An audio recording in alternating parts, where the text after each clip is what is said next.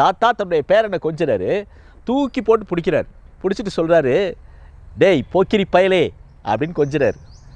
ஆனால் தாத்தாவுக்கு தெரிஞ்சதுன்னா அந்த போக்கிரி பயலேங்கிற வார்த்தையை சொல்லியிருக்கவே மாட்டார். அவர் போக்கிரினா சுட்டி பையன் அப்படின்னு சொல்கிறதுக்கு தான் சொல்கிறார். ஆனால் அது இல்லை பொருள். போக்கு இல்லாதவன், போக வழியற்றவன், அனாதை, யாருமே இல்லாதவன் என்பதுதான் அந்த போக்கிரி என்ற சொல்லுக்கு பெயர். ஒரு படம் கூட வந்துச்சு போக்கிரின்னு. என்ன பெயரில் வந்துச்சு? விஜய் நடிச்சிருந்தார். என்ன அர்த்தத்தில் அவங்க வச்சாங்க? அவன் சுட்டி ரவுடி அப்படிங்கிற பெயரில் அவன் யாரையும் எதிர்ப்பான் அப்படிங்கிற ஒரு கோணத்தில் தான் வச்சுருந்தாங்க. அது எல்லாமே தவறு. போக்கிரி என்றால் போக்கற்றவன். அதனால் அந்த சொல்லை சொல்லி யாரையும் கொஞ்சாதீர்கள்.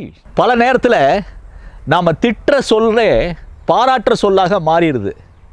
சில நேரத்தில் நாம் பாராட்டுற சொல்லே சொல்லக்கூடாது சொல்லாயிருது. அதனால் சொல்ல தெரிஞ்சு சொல்லணும்.